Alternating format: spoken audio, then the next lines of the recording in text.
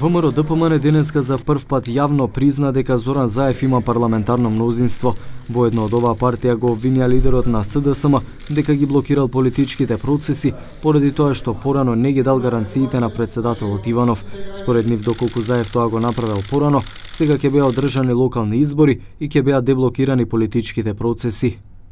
Доколку Зоран Заев порано ги дадеше гаранциите кои ги побара председателот Ѓорги Иванов, досега ќе беа деблокирани сите процеси и ќе имавме и локални избори. На гаранцијата која Заев ја потпиша денеска, не се потпишани првите луѓе на партиите на албанците, кои му ја дадоа нивната подршка. Во име на актуелното парламентарно мнозинство е потпишан само Зоран Заев.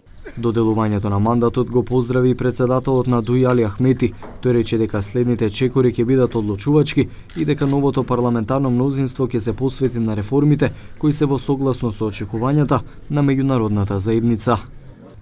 Го поздравувам доделувањето на мандатот за формирање на новата реформска влада согласно Уставот и сега, како и на почеток, ние ќе постапуваме во согласно со волјата на граѓаните и враќање назад нема. Од Движење Беса постојано повторуваа дека прво ќе го чекаат доделувањето на мандатот, па потоа ќе одлучат дали ќе влезат во владиниот кабинет.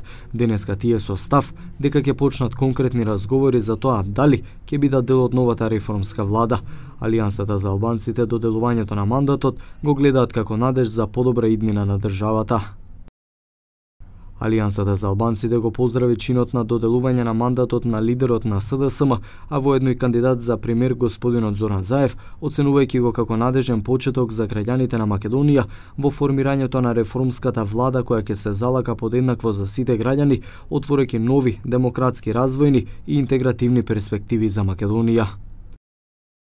Председателот Ѓорги Иванов неколку пати одбиваше да го додели мандатот на Зоран Заев за формирање на нова влада, барајќи од него гаранција дека нема да ја загрози унитарноста и уставноста на Македонија. Тие гаранции во писмена форма Иванов ги доби пред неколку дена.